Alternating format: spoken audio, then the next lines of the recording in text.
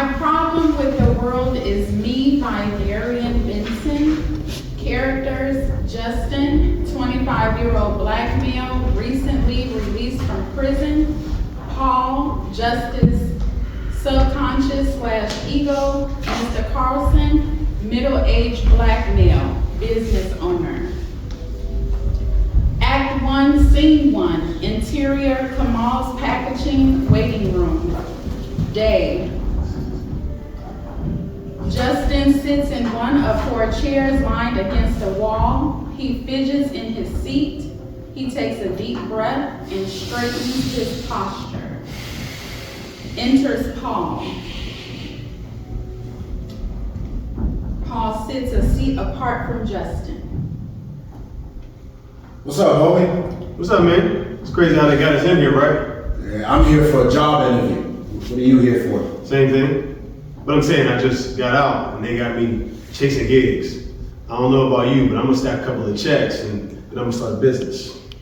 If you here for a warehouse job, it only pays $17 an hour. I know. I'm also on the side too. I just got out myself. And I'm tempted, but I can't afford to take no more L's. That'll kill my dad. Probably kill me too. I can't go behind that gate again. Everything we do come with a risk. You ever getting hired at this whack ass job? Ain't no risk in working a job. It's the safest thing you can do as a free man. The safest thing you can do as a free man is take a risk. You just talking. Bro, playing it safe will kill a dream. Come on, man. Think about it. Every time you played it safe, how much changed? How much closer to your goals were you, or were you more or less in the same place? How often do you look back and ask yourself, why didn't I do more? I'd rather be broke and not a disappointment than in jail satisfied that I took a risk. If you didn't have to be here, where would you be? The art gallery, maybe.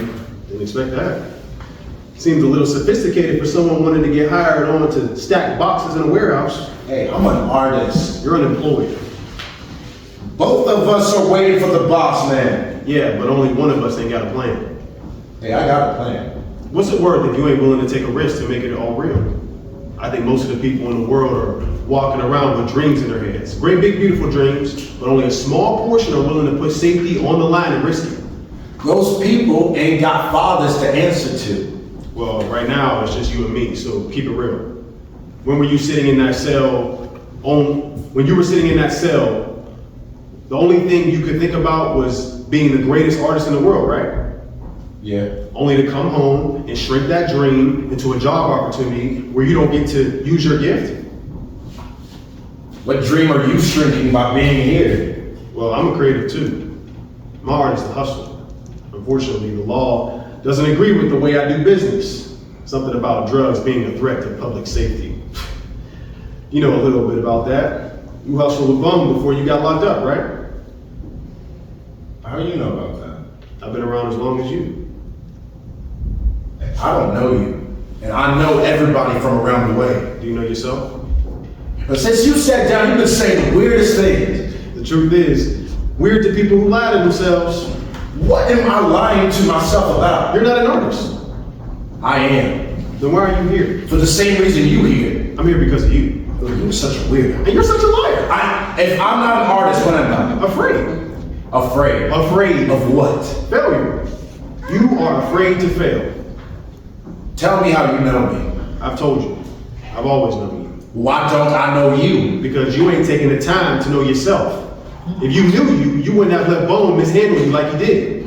And you damn sure wouldn't have taken the weight for him. How you know about that? And Bone is such a moron. If you're not careful, you're gonna develop a nasty habit of borrowing your brilliance to idiots. Trust me, $17 ain't worth all that beauty in your head. You're one of Bone's men. Bone wishes he had a brain like mine on his payroll. But I don't like that some stranger knows my business. You don't have a business, remember? You are a soon-to-be employee, not an artist, but a bolt in someone else's money-making machine.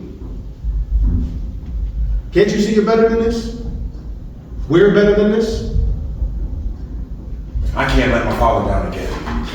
But every time I screw up one of these interviews, I can see him lose a little more faith in me. That 8 years I did in prison put a lot on him. Commissary, visits, and I just want to show him that he ain't gotta carry me.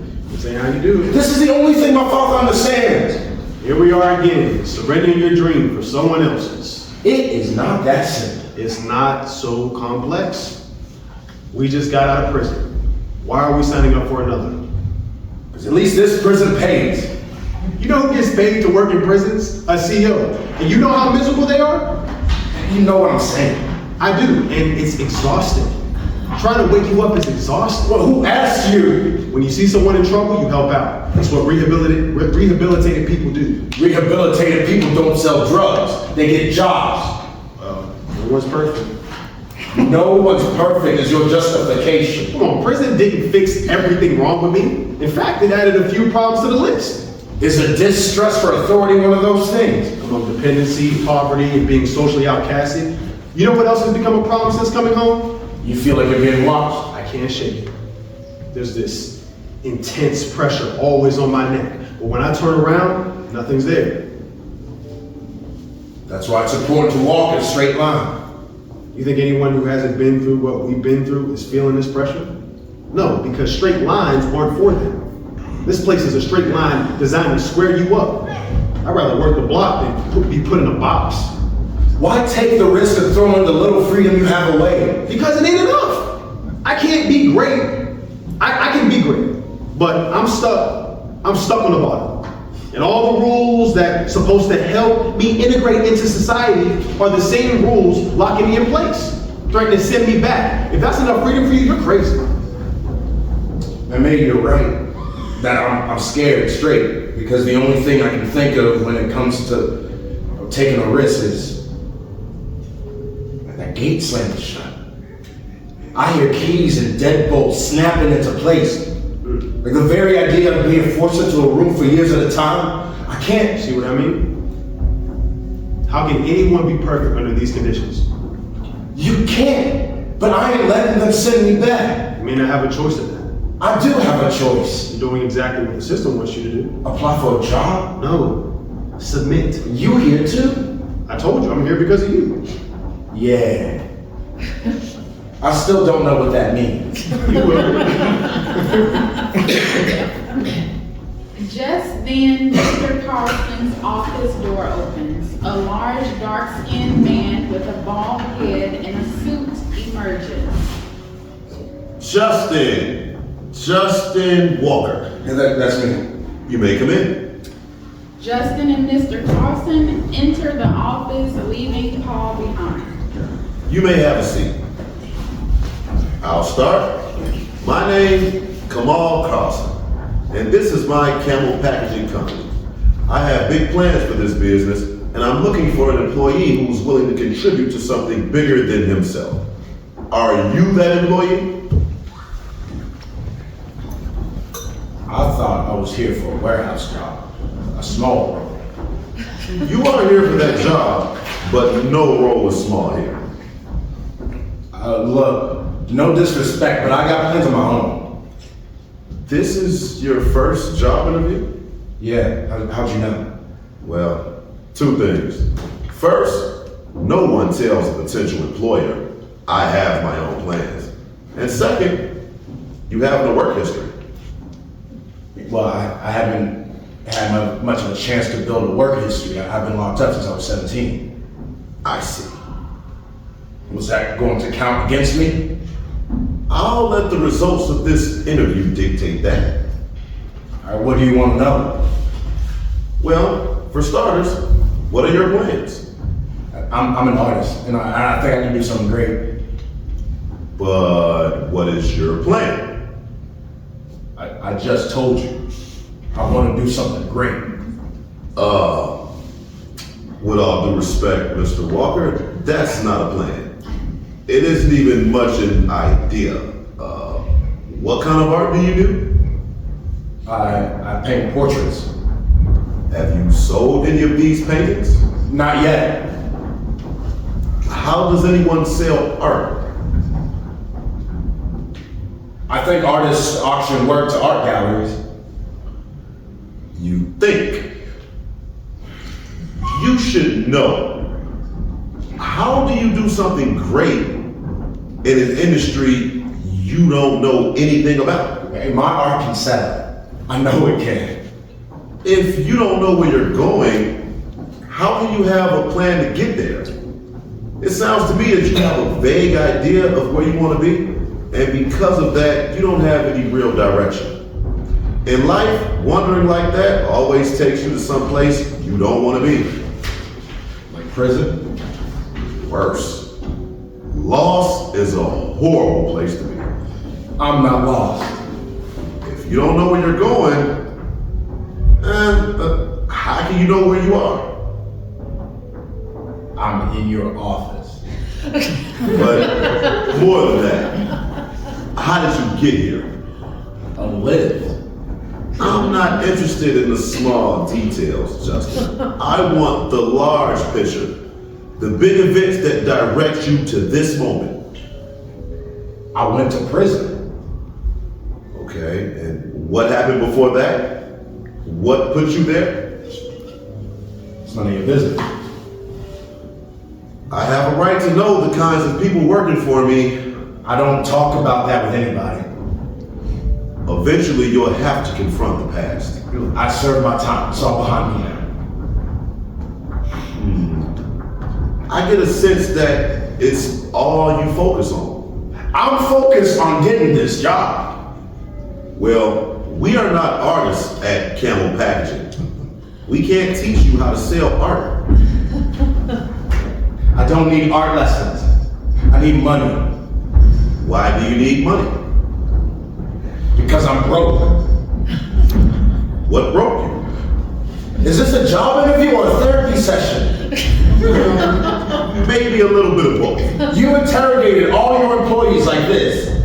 No, but you're different. Because I went to prison. Because I don't think I can help you. All you gotta do is give me a job. Working here won't give you the direction you need. This work will not help you find yourself. Why is everyone telling me where I need to be? Because you haven't decided for yourself. Look, I'm an artist. Are the people you paint happy or sad?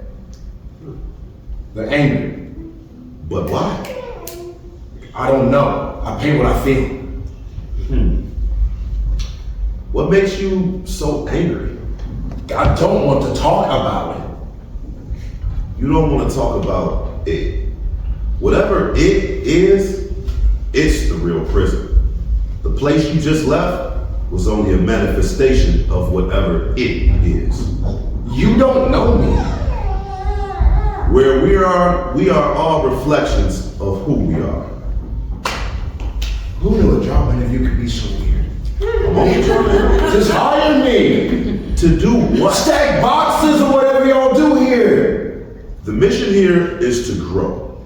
The reason that is possible is because everyone here works to accomplish that. But you haven't come for that. You've come to ease your own fear of failure. I'm not afraid of anything. I just don't want to let my father down. Then you fear failing him. I want to make him proud. I wish I could help you. I really do. You're really not gonna hire me.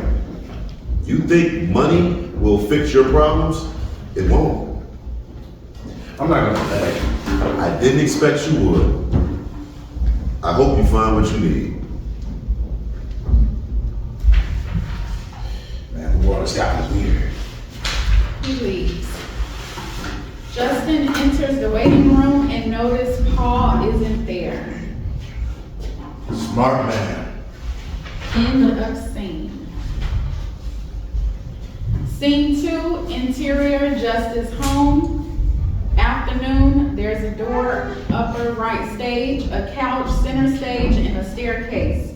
Ascending into the second floor, upper right stage. We see Justin pace nervously. Man, I can't believe I fumbled another job interview. Damn. I'm gonna tell this man I didn't get a job. A toilet flushes. Dad's home earlier than usual.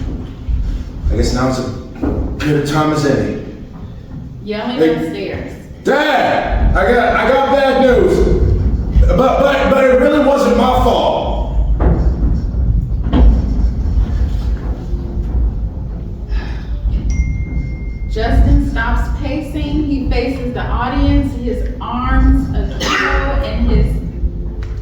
to the staircase. He hears someone descending the steps. Dad, I did my best. Justin turns toward the staircase and sees Paul. He charges Paul. Paul grabs him and put him into a headlock. Justin struggles, but he can't get free. Calm down, calm down. I ain't gonna hurt you. What are you doing in my I'll house? let you go, but you gotta stop tripping. Justin relaxes, Paul releases him. How did you get in here? You let me in. You followed me from Kamal Packaging. I knew I felt eyes on you the whole time. No, I didn't stop Look, you. it don't matter. You have to leave. My dad doesn't like strangers in his house. I wish that I could just leave, but it doesn't work like that. Bone did send you. You do work for him. What do you want some money for the loan I got booked with? Well, look, I got nothing for him. I didn't even get the job today. Knowing Bone, he'll probably want some compensation. He petty like that, but the truth is, I ain't seen him in years. After the job, we shouldn't have been here to begin with. Is that why you left? We don't need that job. I need that job. The man told me that not hiring me was helping me. Weird. We knew giving you that job would only hurt you. Be happy. No, it pisses me off. I don't think no one will hire me. I'm trying, but I can't unbe an ex-felon. I know. It's like I'm being judged all over for a crime I paid for. Ain't that like double jeopardy or something? And there's no hope out here. Society's a joke. Preacher? Quiet. You may not be able to see it now, but the truth is, you would die in a place like that. There's no creativity in a drop shipping business. Just the drone of the conveyor belt, the monotony of stealing and stamping boxes. All day long. But doesn't everyone start somewhere? Yeah, but you already started. You spent 8 years inside perfecting those angry ass faces you paint. I gotta say, the art is good, but can you paint a smile once in a while? What comes from the heart reaches the heart. I can't paint smiles because the characters in my head ain't happy people. To paint them with pearly whites would be like betraying them and myself. Because I am mad as hell. I'm frustrated. I get it. Change can do that to me. Nothing wrong with being angry. It's just emotion, energy. What you do with your anger will define it. Yeah, I'm trying to do the right thing, but the world is in my way. No one wants to hire the drug dealer. There! That's your source of frustration. You're trying to squeeze yourself into that little box of other people's expectations of you. Society doesn't know you. I do. You don't know me. Well, I ain't holding where you've been against you because I have faith in where you're going. Where's that? To the top, if you listen to me. And what do you know? You've just been tossed out here like me. You don't know. We don't have job skills. We barely have any social skills. Then we find our own way out here. Yeah, that sounds like trouble. Stop associating risk with jail time. If society won't let us in, let's create our own in and keep them out. That's crazy. Says the guy being denied re-entry into society's loving arms.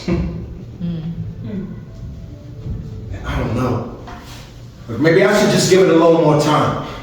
After all, man, it's just one interview. That was only a taste of what's to come. Maybe. Haven't we waited enough? Life pushes the waiters around. We have to take action, push back. I know. You're not exactly the pushback type, but that's why I'm here. To help you focus your energy for your benefit, not society's. But how? You have to be open to ideas. I'm not doing anything illegal. What I'm suggesting isn't all that illegal. Either it's legal or it's illegal. There's no in between. You don't feel that way about weed? Well, no, but where do I get the money for that? Remember, I walked home from that interview. I'm sure Dad has some money lying around here. I'm not stealing money from my dad. Why are you so negative? You're not stealing it, you're borrowing it. You don't need but enough for a load. Work it, make a profit, and put the money back.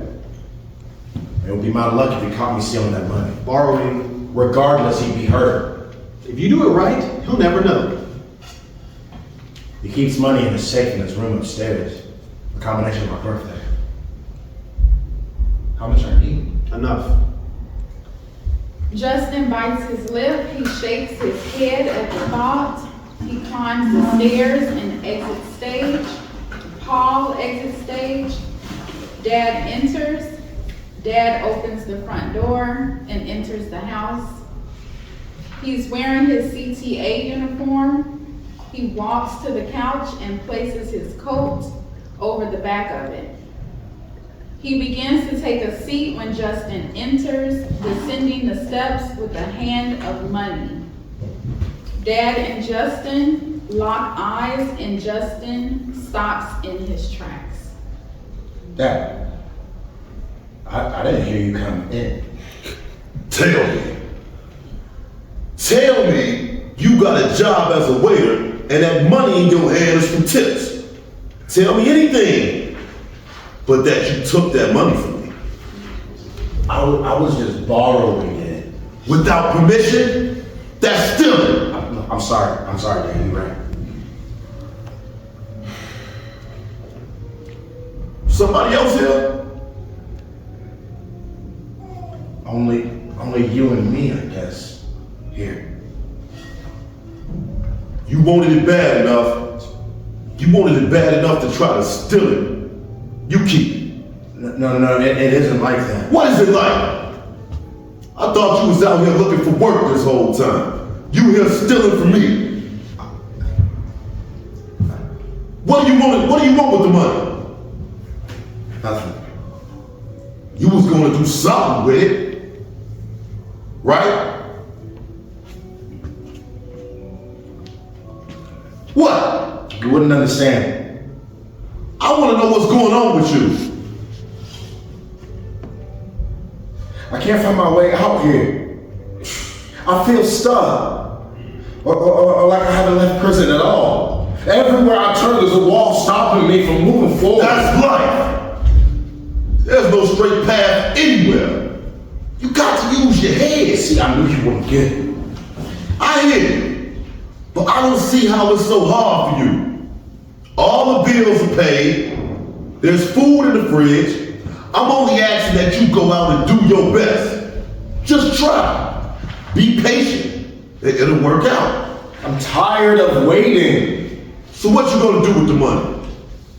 What? Buy drugs? You trying to go back to prison, ain't you? I can't do it again. I won't. Weed ain't really a hard drug. It's sold in stores. So you was gonna take the money to get you some marijuana? But you was gonna get a marijuana license and open a shop? Of course not. You was gonna put yourself in jeopardy for a couple dollars. It's not just about the money. What else then? Independence. I want to be able to say I can do it on my own. You building your independence on stolen money I worked hard for? I was gonna put it back. Your freedom ain't gonna come by cutting corners. I'm not trying to be the biggest hustler in Chicago. I was just gonna sell enough to go legit. Oh, because it worked so well for you last time. Why is everyone so stuck on last time? Because you can't blame the world for stopping your progress when you making decisions that hold you back. But you gotta take a risk if you want to get ahead. A calculated risk. And I can't believe that you think you can get through this without thinking this through. You never do. Everything with you is emotional. You're impulsive and selfish. I came to be an artist. I'm running around the city begging for work. It's humiliating. Why haven't you asked for work in the art gallery then? You spend so much time in it. They don't got openings. Do you need a degree?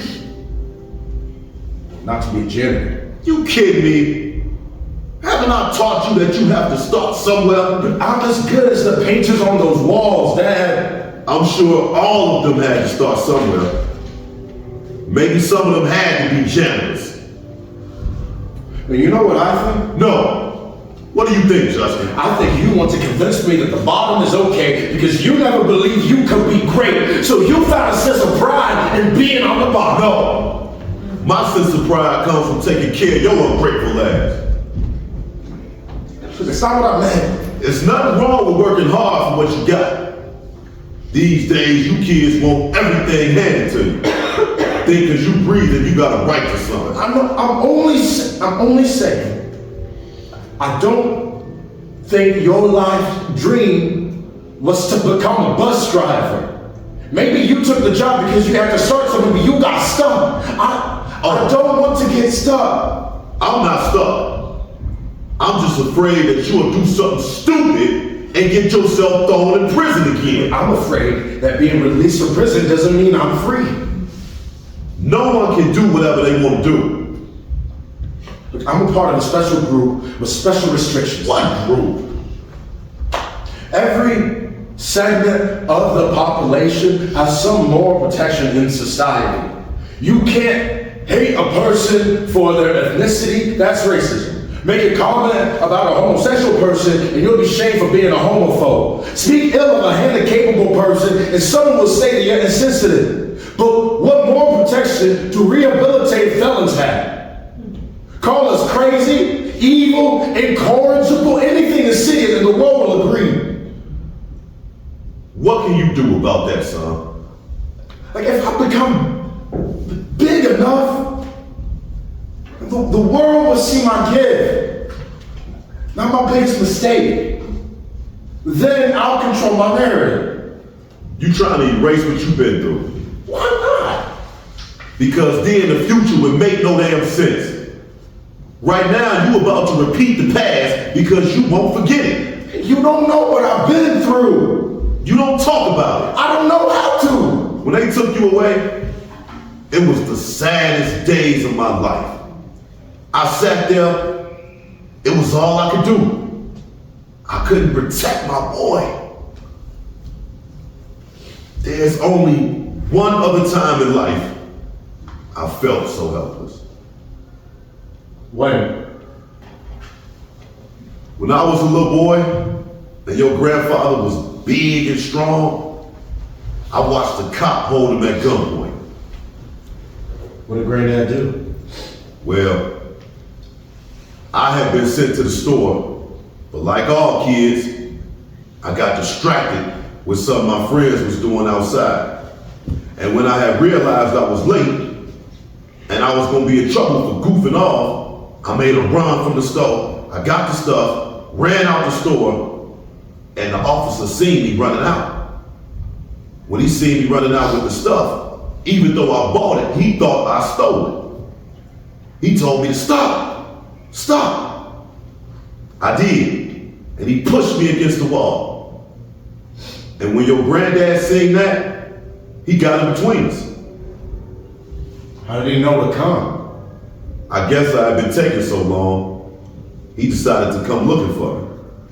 Your granddad told me to go home and told the officer any problem he had to discuss with me, he could discuss it with him. The officer didn't speak.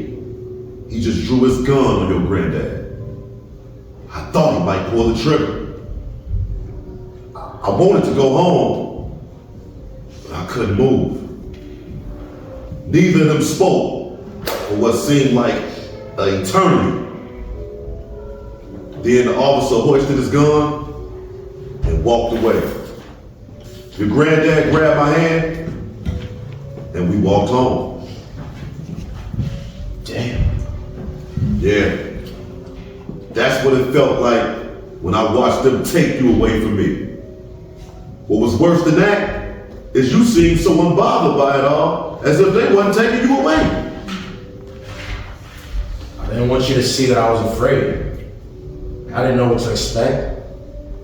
And all that anticipation made me numb. I'm afraid now that the world will always see me as a criminal. I don't get how you believe hustling helps you achieve that. I don't expect you to understand. It breaks my heart. The system It breaks my heart that this system has this hold on you, son. You think you fighting with this decision, but you playing into its hands. You got to go get it out of your system, or you going back. I ain't going back. I don't want that no more than you, son. But you have to slow down and think. And you have to confront what you've been through, or you are going back. I'm not going to be no janitor for nobody. I'm not getting stuck. You already stuck. I'm trying to get you out. Man, you sound like everybody I'm else. trying to help. Everybody keeps saying that, but no one has helped me yet. I'm gonna help myself. We are not done. But I can't sit around talking. I gotta go make a way for myself. Justin, if you leave, I don't know if I can accept you back. I guess that's a risk I have to take. Yeah. Justin exit stage, end scene. Scene 3, evening, Valley State. The backdrop is a brick wall of a corner store. Downstage right is a street sign reading Valley Street. Justin enters. I can't believe I said that to him. I guess I'll have to risk it. I should have let him know what I was gonna do with the money. Paul enters. You couldn't help yourself. You wanted to win him over because you're incapable of making decisions on your own. You again. Why are you everywhere I go? You haven't figured it out yet? Yeah, you're a weirdo stalker. Now I need you to go away. I'm trying to handle something. I'm your ego, Justin. Seriously, man, you shouldn't be here. I know it's hard to believe, but it's true. I told this guy I'm meeting here, I'd come alone. I don't want him to see you here and think something's up. You're talking about Bones. You need me here to keep you safe. Who told you that? You know what? It doesn't matter, just leave. You can't trust him. Go! You're not listening. I can't go. I go everywhere you go. Okay, I'll humor you. I live in your head. Why weren't you in the interview with Mr. Carlson or in the room with my dad and me? Because I can't make choices for you. I'm only there to advise you on certain things. Yeah, that's crazy. People's egos don't talk to them. When they've got an ego as big as yours, they're bound to need it. So, my name is Paul. Man, I don't believe that. Is it easier to believe that I'm stalking you? If you believe that, then what do you believe I want from you? That is easier to believe than my ego has manifested into a person to guide me during a troubling time in my life. Come on, man, that's crazy. I'm sure you've heard the phrase, truth is stranger than fiction. Prove it. My standard here is proof. No. I mean, tell me something only my ego would know. Remember when you were 10, maybe 12, shooting jump shots in the park? You were alone. I mean, you were always by yourself doing something. But that day, you did want to play with someone. And someone did come A along. kid about your age. You asked him if he wanted to play. You remember what he said? Yeah. What did he say? You tell me. He said he didn't want to play with you because you sucked. But he didn't stop there. He kept on pointing and laughing enough for everyone else to hear. All his commotion drew a crowd, and all of them laughed and pointed. Yeah, so? You remember how it made you feel? It hurt that all those kids were laughing at me? Mm-hmm. They didn't laugh for long enough, though, did they? No, Why? because I punched him.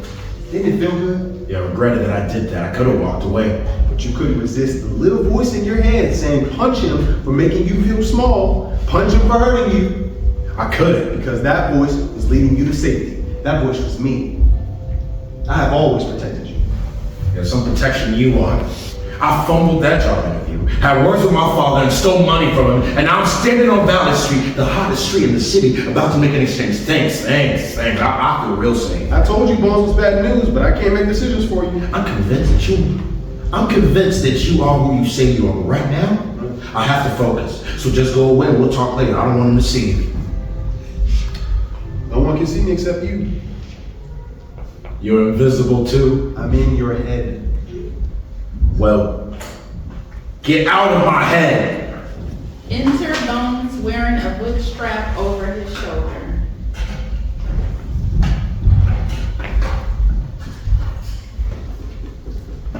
Who you talking to? To myself. I see jail ain't make you no less weird. Hey, I just came from the book bag. Let's make this happen. We can be on our way. Not so fast. Seeing as you here for this bag, Here it comes. means you got the money for that last bag you lost. I paid for that with prison time. As far as I'm concerned, we're even. Now let's do this business and be done. Even. At time they made you a little more assertive, huh? Look, it's a tough world inside, especially when you don't have any friends. You cut everybody off. You got all salty because you got caught. But jail come with the games, huh? I heard about that little trouble you ran into. Hey, we doing this business or what? The boys was never supposed to roll on you like that. But I'm proud of you, though. You made it through with just a busted lip. How does he know about that? He has something to do with him. No. Somebody coming? Yeah. What? No, it's nothing. What? It's nothing. Let's just hurry up. Yeah, you right. One of my men got wrapped up last week. It's been hotter than usual ever since. Look, I'm waiving what you owe, but I want it all for this one here.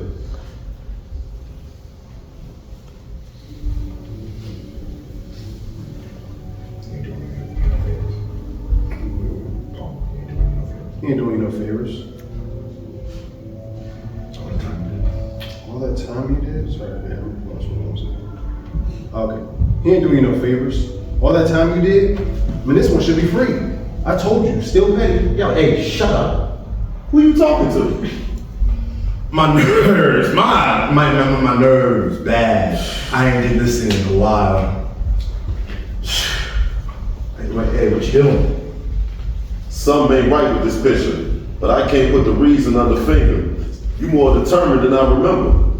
Something twisted in your image. No need to sentimental reminiscing. We becoming images dancing in your vision. Except some eyes lie. Truth I can't ignore. Maybe what I sense is your spirit. I don't think you're one of us. Who is us? See, you can't trust this guy.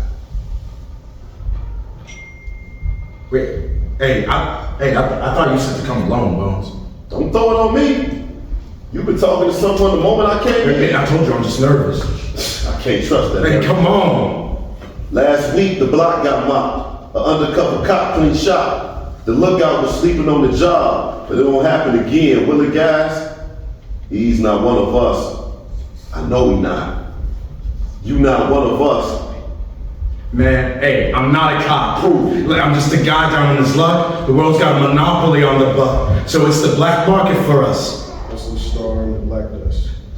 I need more. I don't think that verifies you. But I moved a lot of work for you in high school. That's before you got burned in that trial. Nothing's changed. Bones, you know I'm just like you. I'll be the judge of that title. A man is the sum of his deeds.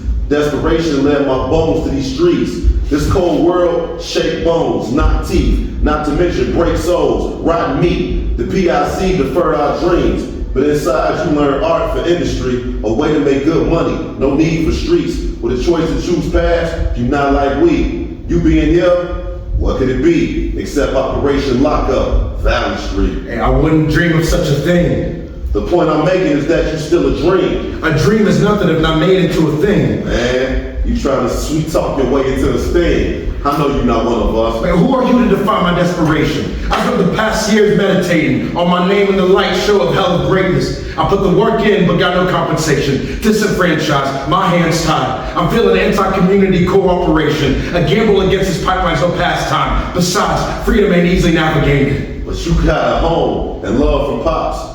All Bones means is living off the pot. Though how you feel is a door I can't knock. It's apparent that you not like one of us. So I don't want to tell you to sell you this bag of puff. It don't make sense that you cop from us. If not make the sale, then what? Come on, man. Let's just eat them up. Give them a quick approving. Yeah, nah. Eat me. You can't be serious. No, that's cannibalism. Cannibalism is when one eats his own. Justin, you're not one of us. You're not one of us. Hey, now guys, you don't gotta do this. Bones, hey Bones, call him off. No! Bones men crowd around Justin, and then we hear a police siren and everybody scatters. Justin gets to his feet, he panics for a place to hide. He finds a place pressed against the wall. The officer enters. They're traveling east on Valley Street. The officer runs in the direction opposite his entrance onto the stage. Justin comes out of hiding. He looks both ways to be sure the coast is clear. He comes center stage, facing the audience, and gives a short monologue. Where do I go from here? When the top refuses you access and the bottom turns you away, there's no home, so there's nowhere safe. That is to say, maybe I'm running in circles, and maybe the circles are structures in the cycle that got my head spinning with brainwashed concepts of self-actualization. Hey, kid. Damn. Justin runs opposite the coming officer, exit stage, the officer enters. We got one running west on Valley Street. The officer crosses the stage, running in Justin's direction, exit stage, end of scene. Scene 4, interior, art gallery, evening, 3 paintings against the back wall. We see a woman, the art curator, examining the paintings, moving between them, nodding approval.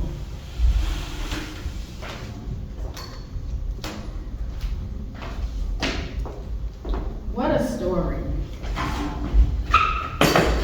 Justin rushes onto stage, breathing hard, his hands on his knees. He struggles to catch his breath.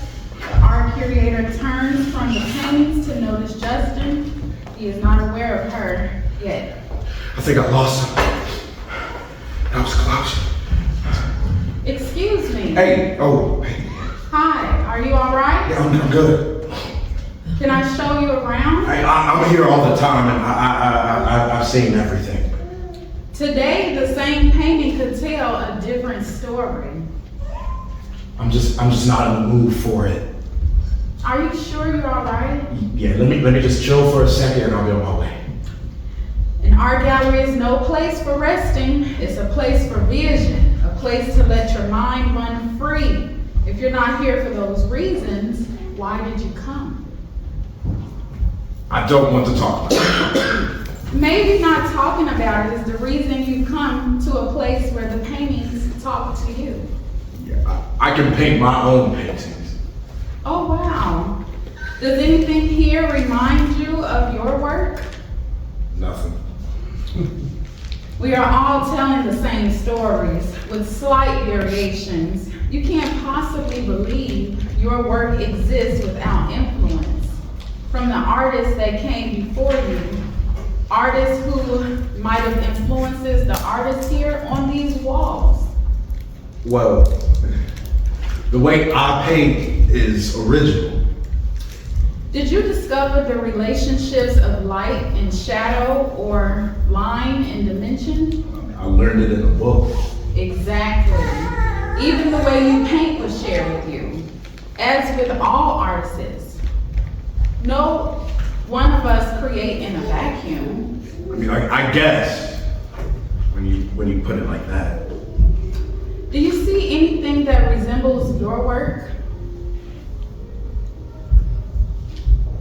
That one. Oh, one of my favorites. Where in that painting do you see your work? It's a painting of a man with hard eyes and no smile. I don't paint smiles. They don't capture the pain. I've seen smiles in paintings that seem to be hard won. Anytime I see paintings like that, I'm hit with mixed emotions. I'm glad to see that the person made it through, but it saddens me to think of what situation made something as simple as a smile so powerful, so necessary, so... Hard to perform. Yes. But if you can summon the strength... Hey, what if you can't? Then you paint it. I can't paint what I don't feel, even if I want to feel those things. Art doesn't always have to be about what things are. It can be about what you wish things were. Art is about dreaming. Art is about a vision. If I could paint, I'd always paint smiles as affirmations of a world I want to live in. Well, why is this one of your favorite paintings? I can relate to his pain. But he's not smiling. Sometimes it is what it is. What's your story? Everybody has a story. How bad can it be? You appear to be a healthy and capable young man. I went to prison. Why are you shy about telling your story? What do you mean? You shouldn't be ashamed of your struggles. They're a part of life. Pushing forward regardless of the struggle is the other part of life. I don't feel like I'm pushing forward. I feel stuck. It seems the only job I can get here is a janitor's job. Out of all places, I know I'm as good as anyone on these walls. These guys embrace their stories. How did you start painting? When I was locked up, I spent a lot of time alone, staring in space, daydreaming. And one day I got tired of that and started sketching random lines on scratch paper. Is there not a lot of interaction with other people? Now, there's plenty. I just didn't fit in. The culture of prison was always strange to me, and I always felt like I was doing it wrong. I didn't know a person could do prison wrong. I don't know. It seemed like everyone was always in a state of screaming, either with their mouths or their bodies. Like, look at me. Everyone else is nothing. I mean, maybe it was all in my head. Everything is in all our heads. It's what we choose to see. Well, I've never had much to boast about, so I stayed away from all the noise. Created a little bubble of silence. But we are all social creatures. Being alone like that couldn't have been healthy for you. Well, that's what I'm getting at. In the silence is where I started sketching. I was horrible at first, but I was drawn to how amazing it felt to draw a line across a blank page. And those lines existed because of what I was doing. It felt good to be the cause of something, even if it was just on a piece of paper. And from there, I got better and I got into painting portraits, and then painting kept me company. What about people? My dad visited me often. I call home on the weekends. Does he like your art? And my dad supports anything I do as long as it's not illegal. And as long as I do my best. He's not so happy with me now. How long were you in prison? Why? I'm curious to know how long you lived alone like that. I tried making friends. It just didn't go well. Was the guy one of those screamers? He was one of the few people that wasn't like that. Well, not at first. We were cellmates. What happened? One day I showed a painting of a portrait. It was the first time I did anything like it. I didn't blend colors that time. I painted them next to each other and let the colors create their own depth as is. And he was with his guys when I walked up to him. And I was like, you gotta see this. And he looked at the painting and then at me, then right in my eyes said to me, don't nobody want to see that shit. and everyone who heard it laughed. That killed me. Was that the first time you showed him a painting? We were cellmates. He saw all the things I painted. I'm confused. Anything else that you painted, did he hate it too? Now that I'm sharing this with you, I can't remember him saying much about my work. I guess I did most of the talking. Maybe I'd mistaken his silence for interest. Sounds like prison isn't a place designed to encourage the beauty of the arts. And only those who are capable of thinking outside the box can appreciate the beauty and power of someone else's imagination. Yeah, it still hurts to be laughed at. Can you point to a painting that expresses that pain? That one. The painting without paint. There's paint. It's white. People usually see happiness in that painting. It reminds me of the light that flashes in your head when you take a punch. Rejection can feel like a punch. Yeah. So does a punch. Are you saying that guy hit you? Yeah. Art can be a source of great provocation.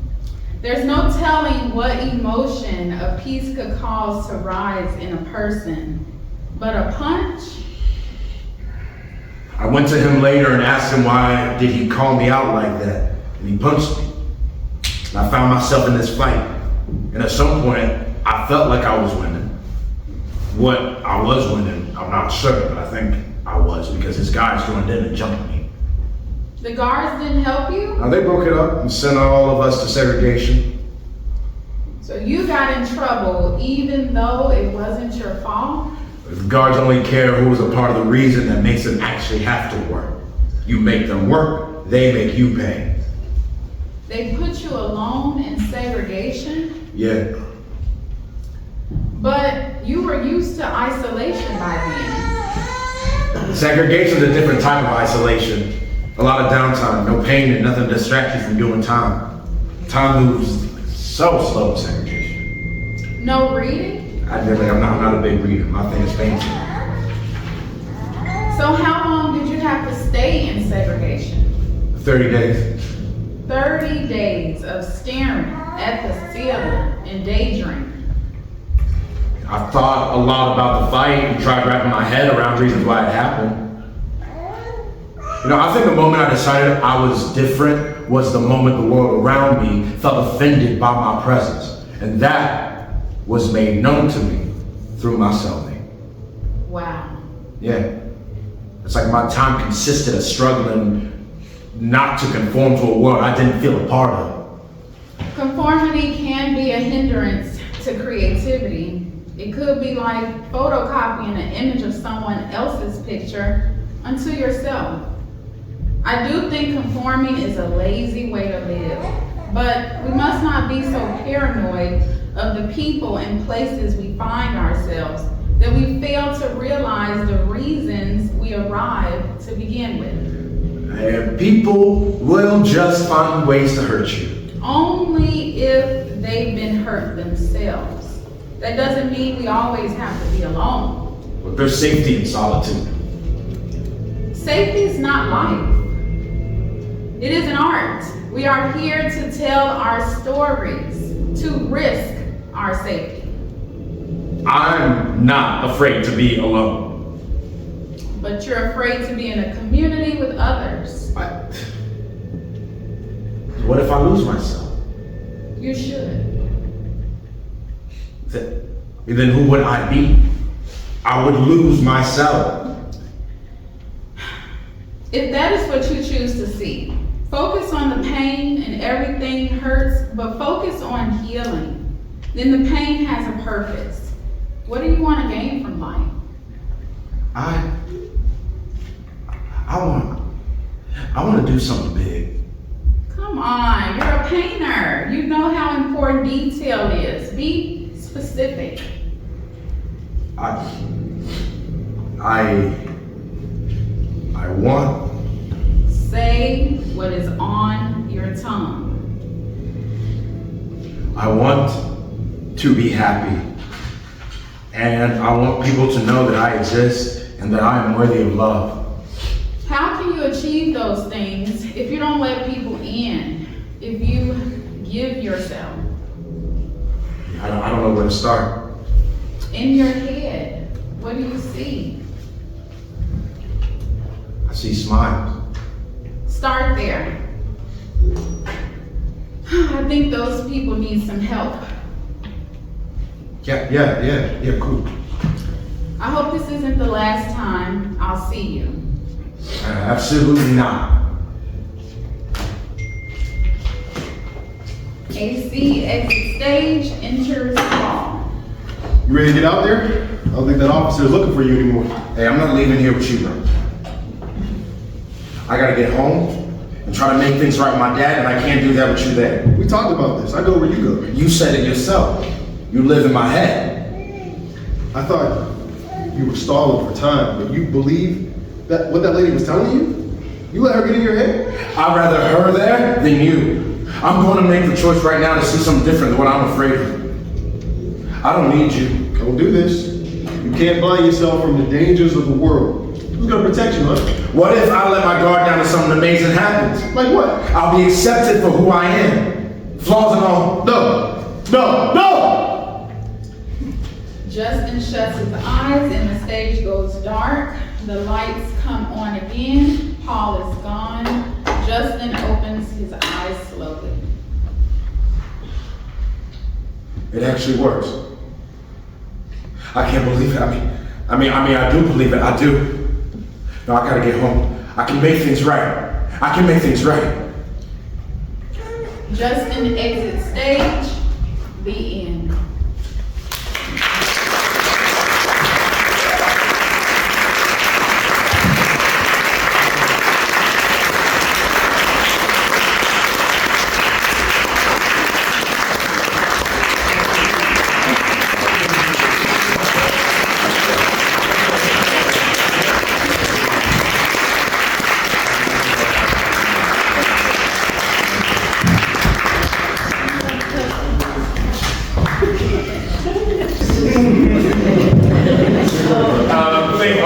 Thank you so much for your time and your attention.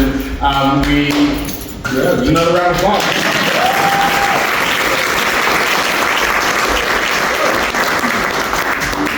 We usually have a short talk back with, after the sessions, and we're lucky enough that Darian is here with us today. So Darian, you can come up and join us for the talk back session.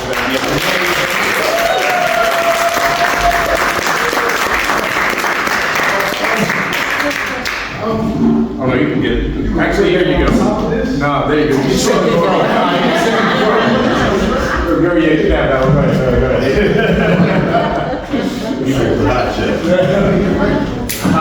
And I just wanted to also like a quick shout out. So Mariah was on stage directions. Mariah is one of the participants of our Persephone project, our project with Grace House as part of the apprenticeship, where we work with the women over 16 weeks to create a play. And we've shared it here. We've shared it here once. We shared it through St. Leonard's Ministry once as well. And now Mariah has joined us and is acting in one of the stage readings. So we're very excited.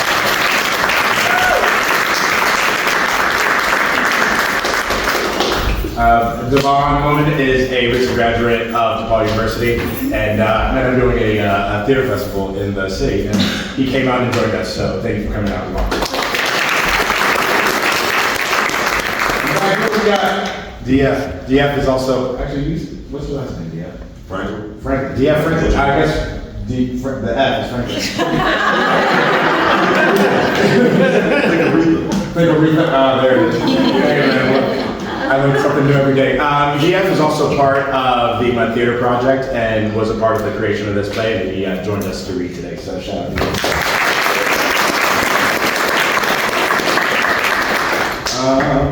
Well, I think just off the bat there, how does it feel? Because you were saying earlier that you hadn't gotten a chance to actually like see it. So how does it feel to get a chance to actually see it? I know that was dope. I liked it. It was like a whole little vibe.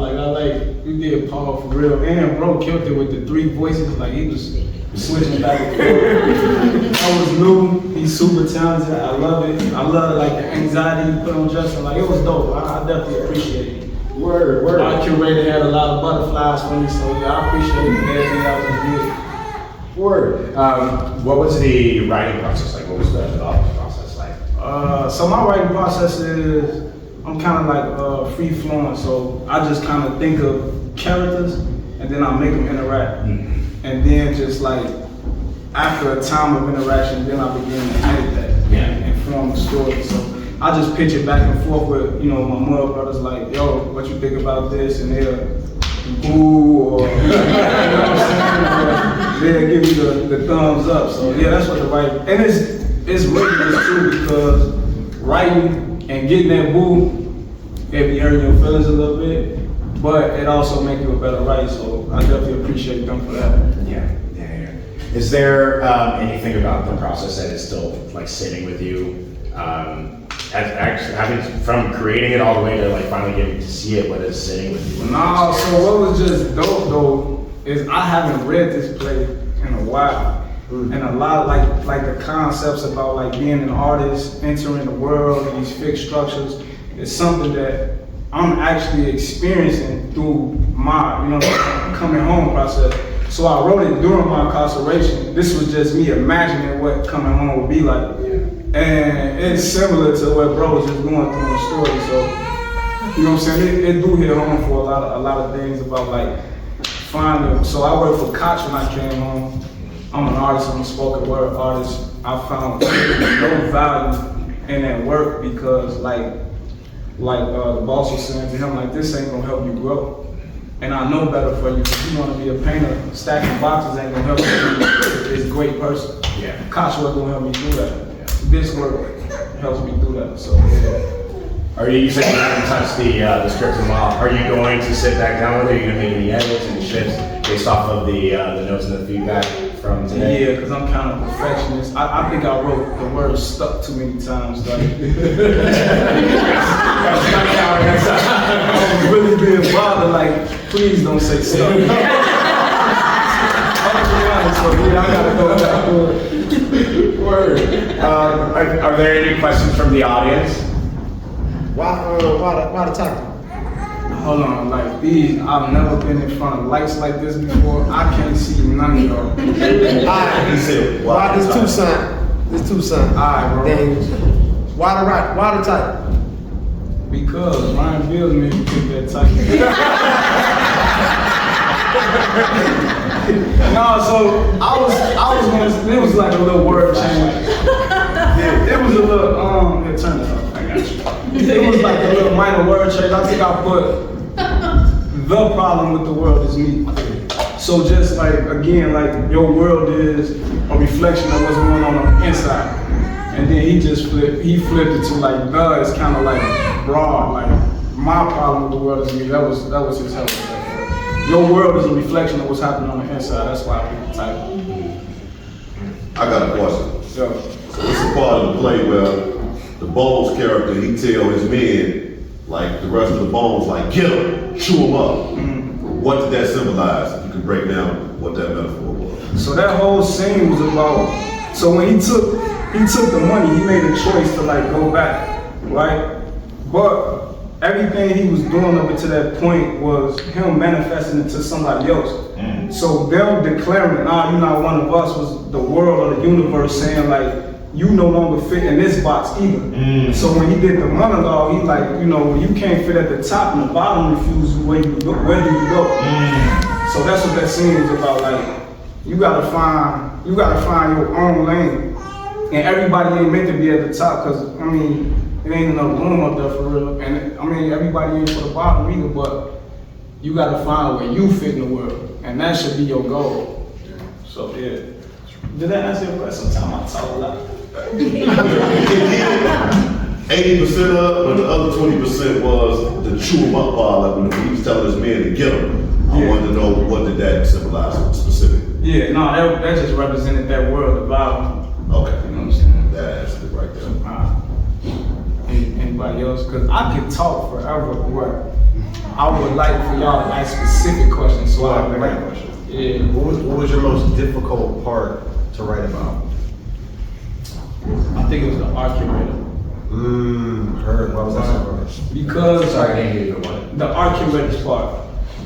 That was The art curator's part. art curator. Gotcha. And it's my writing style. I don't know where I'm going sometimes. Yeah. So I knew I had to write 4 scenes, and I was getting to the point where I had to sum it up. And I like to do this thing, like when I write poems, music, I like to turn the initial idea on his head. So through the whole play, he's saying, I don't write smiles, or I don't want to talk about that part of my story.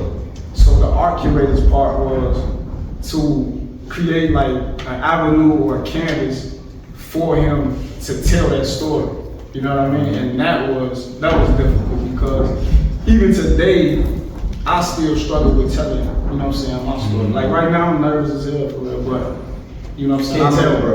I know, yeah, because I'm used to being nervous, you feel me? Yeah, right. So, yeah, no, it's important for us to tell our story. Yeah. And that's, you know, that's one of the principles of the Motherfucker Project. You know, we want to create a platform for individuals and people to tell their stories, because we know when you tell your story, you find more similarities than differences. And once you get on that page, you know what I'm saying, you find brothers and sisters in the struggle. So yeah. So all we gotta do is ask you questions. Yeah. I don't like how you ask that question. Well, yeah, just ask me questions. I think we have a hand right there. Yeah, I can. Go ahead. You can go ahead. Sorry, it's hard to see me. I wanted to know where you came up with the idea to make Justin's ego embodied as a full character, because I love that part of it and that relationship and that physical embodiment of when he makes that big change at the end and his ego goes, ah. Yeah. So me learning how to write plays, it was something I read somewhere where it was saying like monologues kind of slow, you know, the flow of a story down. But I felt like it was important to show the split of individuals battling themselves. So I'm like, you know, I kind of like, you know, the fantasy type thing. So I'm like, what if I just make 2 of them? You know what I mean? Like this alter ego, and then they can have a conversation on stage where you can see it. The struggle was, I was like, will people get it? And when they find out, will it be worth it? You know what I mean? That was like, I was battling with that too though, so that's what. I actually thought it was clear before he told him that somehow he was part of him, I just didn't know how. I think that really came across from the very beginning when you were talking. Okay, thank you. We have one more up there. Gary, I did really hit you because nobody touched my nephew. That's my auntie.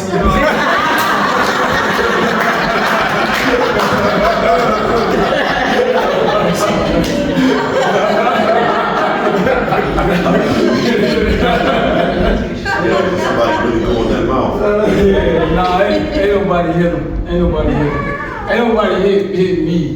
I mean, but I'm here though. Like, if it happened, I'm safe now. Like, whoever did it. They're not safe. They're not safe. We have one more question right there. My question is, can I make a comment? yes. Because I want to thank you. I found everything about this to be so very insightful and profound and wise and courageous. Thank you. So I wanted to thank you and everyone for for your work because you've really touched my heart in very deep ways. Thank you. Thank you.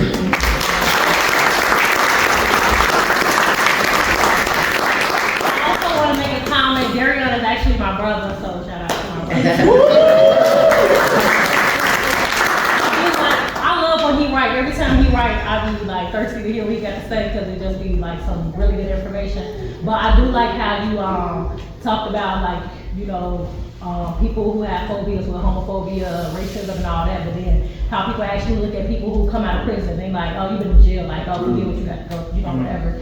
And it's like, okay, I went to prison already, like I did my punishment, but like nobody else wants to give me the second chance. So like I like how you threw that in there just to give other people, like when you come across people who come from out of prison, not to just judge them because like they done did their punishment already. So like let them, you know, get their second chance without being judged. So I really like that. Yeah. And you brought that, you know, I hope other people can see that point too that you pointed out.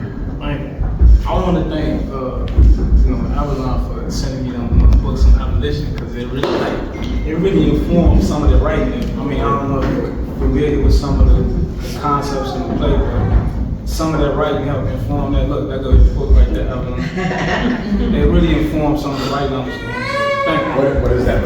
That's a book that informed some of your writing? No, that's not his writing. Yeah, that's one. That informed. That's one of the books Avalon sent. She sent me a book called Prisons Obsolete that I read. Kind of helped like form things. I read some essays by Miriam K. Kava, you know what I'm saying? And that kind of helped form how I was looking at, you know, my situation when I was in prison and things like that. So Mud did have like a process when we write plays, like we write skinnies, and then like we have like this general idea, and then we improv, and we write lines as we like, okay, that worked. When I had to send this home to Brian Mills, I had actually lost it. So I had to come, everything, you know what I'm saying, had to come like off cap count. Yeah. And I'm writing scenes one at a time, you know what I'm saying, just trying to write to like an end or whatever, and some of the material I was reading was informing it, right? I guess how was that experience? Like if you had it into one version and then having to go back and piece it all together, do you feel like the things that rose to the top and stayed were the things that were the strongest, or are there things that kind of fell by the wayside that you like wish was still around that you noticed maybe? Yeah, Tucson James up there got he got a spoken word piece where in the performance that we did in Dixon, he would face the audience as the art curator and recite this poem as if the people in the audience was a part of the painting. And he was telling this to Justin. So I used that poem also to inform the, you know, how the art curator would help, you know what I'm saying, God. I kind of remember how, that's why I got the paintings and the speech about the paintings like that, like, cause that, man, you don't even remember that no more, do you, bro? No. It's about you, it ain't about me. Was any of this inspired by Fight Club? What? The movie Fight Club? No. Oh, have you seen the movie Fight Club? Too young for Fight Club. Right. Wait, no. You're not gonna Fight Club shame me. No. You're not gonna do it. I did see Fight Club. This is where the Norton guy. Yeah. So wait a minute, the Norton guy. Thank you. Yeah. And they alter egos. Yeah. Right. I seen. No, it was not. I really enjoyed, I mean, especially in the reading of it, and I think especially with the title, My Problem with the World Is Me, how it's very much centered around Justin and everything kind of revolves around him. It's like folks coming in and popping in on him wherever he is on his mental journey. Yeah. And it's like, it's almost as if it's like, these like, just angels kind of dropping in on him and being like, hey, wake up, and they pop back out. another one comes in. It's like wake up all the way until you get to the end of the journey. Where he finally wakes up. He's finally like, no, you have to shift the transition. Yeah, it's really nice. So each like, I don't know, there was a lot of things going on. Like, so even each scene kind of deals with like pillars that I believe like go into like becoming a better person or like manhood. Like, so the first kind of dealt with economy, you know what I'm saying? You gotta get your money right. Yeah. Family with his father, like family is important. Speak up. Where he was tying off with the bone man, that was with confronting the past. Yeah. And then with the art, you know what I'm saying, that was kind of centered around spirituality. So it was just a lot of things I felt like are important, you know what I'm saying, for a man to like run on in his life. You said economy, family, dealing with the past, and the last one was spirituality.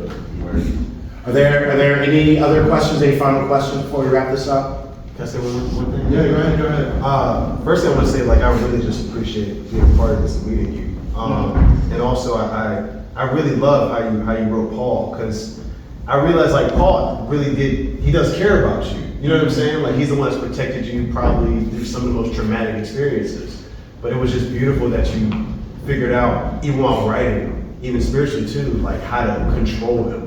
Like, you're still there. Like, he's always there. He's always got your back. You know what I'm saying? But it's like, it was beautiful that you figured out how to control that part of you. Because it made me think of an episode I had where, like, one time I just lost it and, like, a whole part of me was just talking. I was like, I'm protecting you and bringing up stuff I never even knew about. And so I was like, I've experienced that, like, in the craziest way at school, like, by myself, like, 1 a.m., just hating myself. And it came out. But, you know, I've been working on, like, controlling that part of myself. It was beautiful to see that you, in your writing, figured out a way to, like, yo, you're there, I accept you, but, like, I got other shit to do too. Like, I got other goals, things you know what I mean? And also, like, just meeting too and reading it, like, I don't know if you've seen the film Sing Sing. Oh, yeah. Yeah, bro, like, I was like, man, you had me thinking about that too. Like, you're just like, you're very inspiring. So, like, I want you, like, to genuinely know that even for me, like, man, it was, like, motivating. So, like, continue to write and continue to get as many people as possible to, like, tell your stories, because I'm telling you, it has an impact on everybody. Thank you, man. For real. No, for real. Yeah. I just want to say something. I know that Go was ahead. a question, but I was stating to Darian, I like the part where they had the interaction where you said, well, you know, I can't make the decision for you. And it just reminded me, Bishop T.D. Jakes said that listen to other people's advice, but let the decision be yours. And so I'm just telling that to you. You can listen to people's advice, but let the decision be yours. Right. That's his mom. That's my family in the building.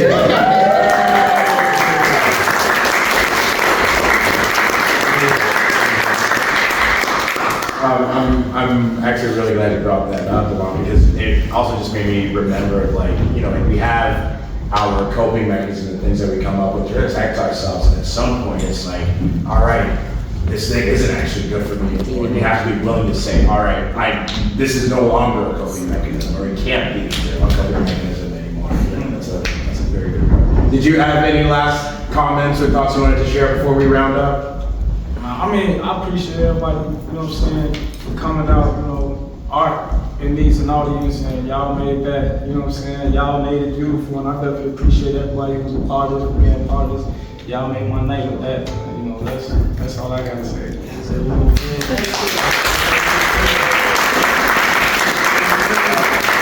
The mud is in the building! As you exit, there are response forms for the play. If you fill out the response form, they will all go to Darren for him to use as he goes back into the text. So please feel free to leave your thoughts on the sheets outside. And thank you again so much. One last word from our yes, executive director, Lisa Wagner. Thank you for coming out. Come on down, Lisa. Please, the last word. Well, I really just want to thank everyone for being here. It's just been amazing. And I don't even know how to put this into words. In the summer of 2022, we started getting scripts from Dixon, you know, and Carmen started reading that and she said, Lisa, these scripts are just really, they're fantastic. We should do something. So then we started the Playwrights from the Inside series. And I just thank God for that day when those scripts started coming and we started connecting with these amazing people. and let's just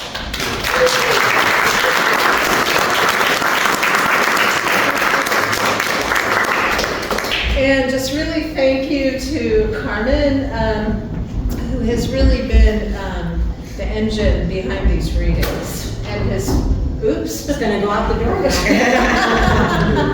And she has just really put so much love and care into the readings, and really grateful to you, Carmen, and to her son Daniel, who is our videographer.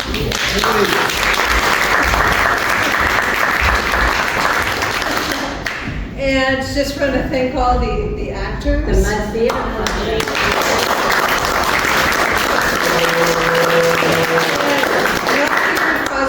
Yes. Does everyone know what Mud is? Brian, do you want to say a couple words about it? I think I'm loving hearing Darren explain things.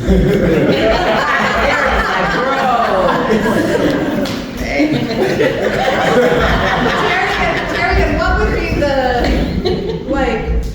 elevator speech about Mud Theater Project? 30 seconds. Yeah, right. Pressure, right? Yeah, no, like I was explaining earlier, Mud Theater Project, you know, what we want to do is provide a platform for people to tell their stories, especially to illuminate the stories of, you know, people who aren't being heard. So that's the elevator pitch. If there's more seconds to be covered, I just smile a lot.